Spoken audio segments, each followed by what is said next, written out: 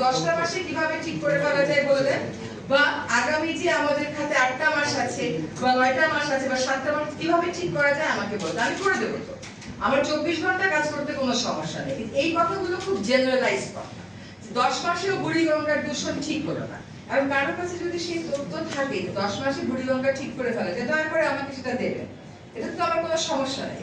আমার প্রাথমিক দায়িত্ব হচ্ছে কতগুলো বিষয়কে প্রাধান্য হিসেবে ধরে কিক অফ করা। বায়ু দূষণকে ধরা হয়েছে, নদী দূষণকে ধরা হয়েছে, এগুলোর তো একটা প্রক্রিয়া করে যে কাজটা 5 বছরে করা যায় আমরা 1 বছরে করার চেষ্টা করতেছি, যে প্রকল্পগুলো শেষ করে টাকা দিয়ে কাজটা শুরু করে দেওয়া যায়। তো সে ধরনের প্রশ্ন যদি করে তাহলে খুশি হব। আর সেন্ট মার্টিনের ব্যাপারে আমাদের বক্তব্য হচ্ছে আমি দ্বীপটাকে প্রথমে বাঁচাবো।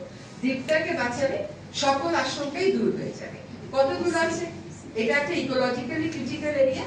এবং আরেকটা কথা হচ্ছে যে অবশ্যই যখন আপনি একটা অর্থনৈতিক স্বার্থে আঘাত করবেন তখন অনেক ধরনের বক্তব্য হবে, সেটাই জনগণের প্রশ্ন, এই ধরনের জেনারেলাইজ কথা বলার সুযোগ কম।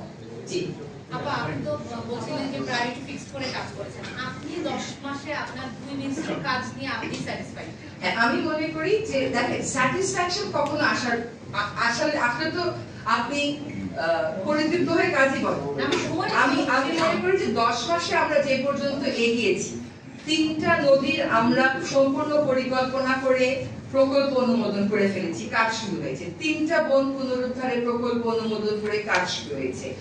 আইনগুলোকে রিভাইজ করে চূড়ান্ত পর্যায়ে নিয়ে আসা হয়েছে। আপনার শব্দ দূষণের জন্য নতুন করে প্রকল্প ঢেলে সাজানো হচ্ছে। বায়ু দূষণের কাজটা আগেও হচ্ছিল না তা না, ইটস আ কমপ্লেক্স ইস্যু। এখন সংস্থাগুলো সমন্বিত হয়ে কাজগুলো করছে। আমরা ইলেকট্রিক ভেহিকেল আনার জন্য টাকা এনেছি, পাহাড়ের জন্য তালিকা চূড়ান্ত করেছি। আমি মনে করি যে 10 মাসে এই কাজগুলো বেশ দৌড়ে দৌড়েই গতির সাথে আমাদেরকে করতে হয়েছে।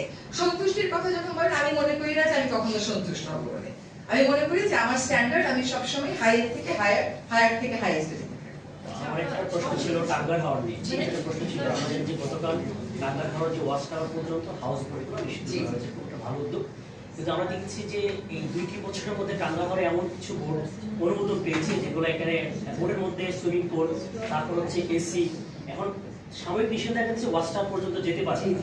এইসব বোট এই জায়গায় আসলে চালানোর অনুমোদন আপনারা নিষিদ্ধ করবেন কিনা? কারণ এটা পরিবেশের জন্য সবচেয়ে বড়। অ্যাবসলিউটলি, আমি আসলে নিষিদ্ধ করব কি করব না সেই প্রশ্নের উত্তরটা এখন না দিই, কারণ এটা একটা আলোচনা করে আমাকে সিদ্ধান্ত নিতে হবে।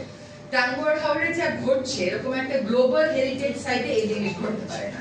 লাউড স্পিকার, এসি, আসলে এরকম হাওরে কয়টা যান্ত্রিক জলযান চলবে তারও একটা নিয়ন্ত্রণ আনতে হবে। আপনি দেখেন এই যে সেন্ট মার্টিনের নিয়ন্ত্রণ আনতে গিয়ে এই ভাই প্রশ্ন করলো জনগণের নাকি সাংঘাতিক আশঙ্কা এবং আতঙ্ক তৈরি হয়ে গেছে। আমি তো এরকম কোনো আশঙ্কা এবং আতঙ্ক দেখি না। আমি তো সংবাদ মাধ্যমে বরং ভালো ভালো কথা দেখছি। দেখছি সংবাদ মাধ্যমগুলো এগিয়ে এসে বলছে ডলফিন ফেরত এসছে, কাঁকড়া ফেরত এসছে, মানুষজন বলছে আমরা শান্তিতে আছি। সো টাঙ্গুয়ার হাওর করার ক্ষেত্রে আমরা ডিসির সাথে, আপনাকে আগেও বলেছি এখনো বলছি, যে আমাদের যিনি হাওর অধিদপ্তরের দায়িত্বপ্রাপ্ত ডিজি আছে উনি যাচ্ছেন কালকে জেলা পর্যায়ে কথা বলবে, হাউস বোট অপারেটরদের সাথে কথা বলবে, হাউ উই রেগুলেট। এটা একটা দিক নির্দেশনা এবং বলবৎযোগ্য নির্দেশনা অবশ্যই।